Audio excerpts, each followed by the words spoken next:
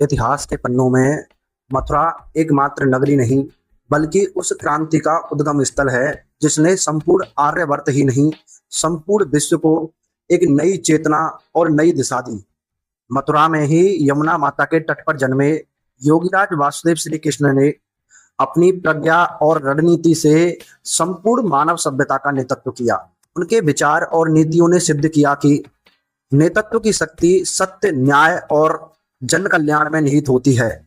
मथुरा की गलियों से निकलकर द्वारका के वैभव तक कृष्ण ने सिद्ध किया कि एक सच्चा नेता वही है जो अपनी जन्मभूमि, अपनी माटी से जुड़ा हो। मथुरा की सांसद महोदया को ग्लैमर की दुनिया से समय ही नहीं मिलता, जो मथुरा की समस्याओं को समझे और जो उनका मूल कार्य है मथुरा की समस्याओं को संसद तक पहुंचाने का, उन्हें करें।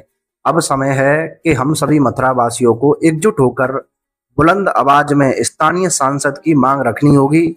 और यह बड़े शर्म की बात भी है मथुरा वासियों के लिए, जो अपने आप को और मथुरा की भूमि को परम पवित्र घोषित करते हैं और कहते हैं यह कृष्ण की भूमि है।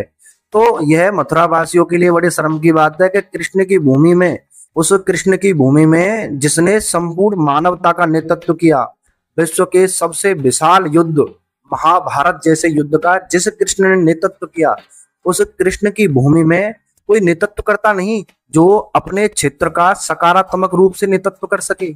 एक ग्लैमर की दुनिया से आई अभिनेत्री को हमारे मथुरा चित्र का नेतृत्वकर्ता घोषित कर दिया।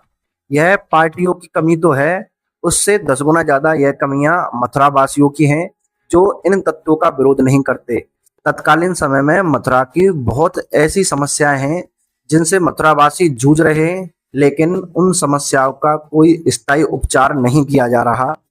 अभी भी समय है, आगे लोकसभा के चुनाव होंगे, सभी मुखरता पूर्वक अपने स्थानीय सांसद की मांग रखें। क्या मथुरा में ऐसे नेतृत्वकर्ता नहीं जो मथुरा का नेतृत्व कर सके?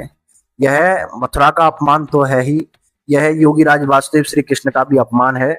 मथुरा में बहुत सारे ऐसे नेतृत्वकर्ता हैं, बहुत सारे ऐसे युवा नेतृत्वकर्ता भी हैं जो मुखरता पूर्वक मथुरा की आम समस्याओं को उठा रहे हैं। सत्ता में बैठे महानुभाव इन समस्याओं पर ध्यान आकर्षित करें। जय सनातन भारत की।